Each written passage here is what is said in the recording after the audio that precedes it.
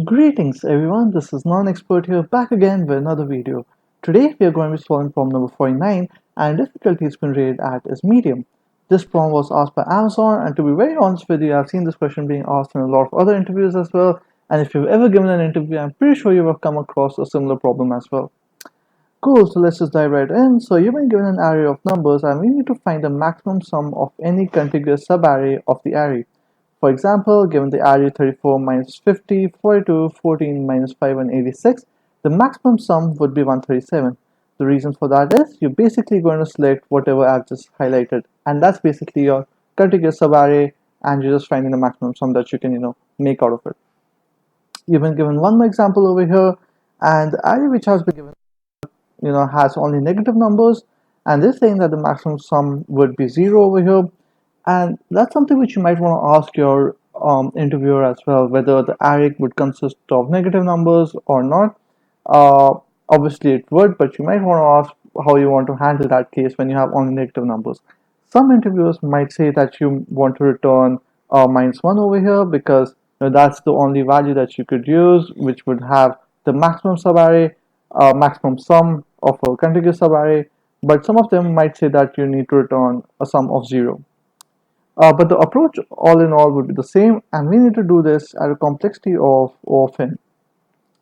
Cool, so fortunately we are able to find a similar problem on LeetCode, and the difficulty has been rated out over here is easy. And again, I would urge you to pause this video and check out the link given in the description below and try solving this problem on your own. So you've been given an example over here, and this is the array which has been given, and as you can see that the value that you want to return is actually 6, and the reason for that is just basically the thing which I've highlighted. That's the maximum subarray that you could have, which would have a sum of 6.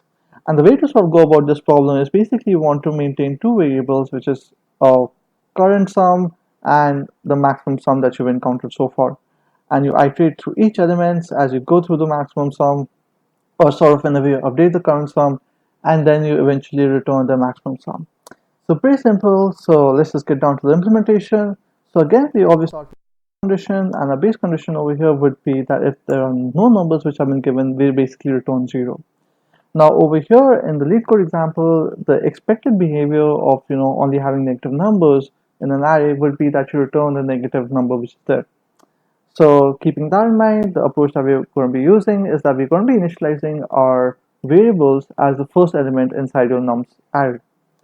So let's just do that. You'll just say current sum is equal to max sum, which is also equal to the first element inside your nums array. And now all you want to do is you want to do an iteration from 1 to the length of nums. So let's just do that.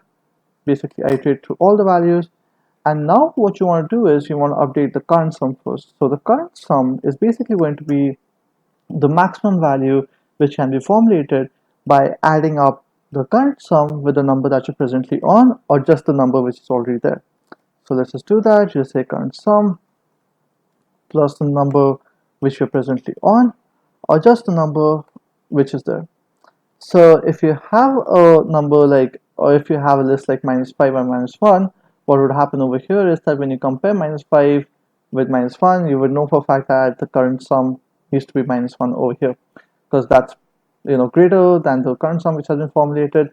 And now all you want to do is you just want to update the max sum, and the max sum is just the maximum value that you can formulate from the max sum which is already there and the current sum that you computed out. So let's just do that, and you write current sum, and that's basically it. There's nothing more which is actually required in the solution, and eventually you just return the maximum sum that you formulated. So all in all, the way you're sort of iterating through each value is that you're comparing the current sum, and then you're comparing the current sum with the maximum sum which you've stored before, and then you move forward from there. Cool, let's just run this code. Hopefully this should run fine. And awesome, you can see that the output is the same as the expected output, and we'll put a few print statements so that you can understand this a little better. So we'll just say nums I, current sum, and the max sum which has been computed so far. So let's just print this out so that we have an output and we can see how it's working. So as you can see here, these are the numbers that you're computing from, and you've already stored the current sum as -2 and the maximum sum as -2 as well. So when you encounter 1 is actually greater than -2, so you sort of remove that entire value and you update the current sum accordingly. So the current sum now becomes 1 and so does the maximum sum, and then you move forward from there. So when you encounter -3, you add it up and you try to compute whether that thing can get matched up or not, and then you move forward from there. And whatever value is the maximum value that you've computed so far, that's what you're going to be storing as well. So pretty simple. Let's just remove this print and let's just try submitting this. Hopefully this should get submitted as well.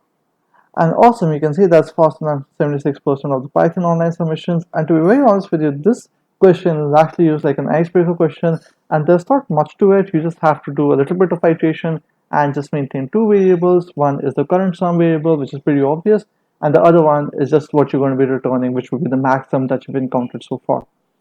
And that's basically it. There's nothing more which is required in this entire problem. And again, if you like this video, do give a like and do subscribe to the channel. And if you have any comments, if there's something that you do not understand, do leave it in the comment section below. I would love to handle any of your queries. And if you've already subscribed to the channel, you're awesome. We all know it. And have an awesome day. Thank you.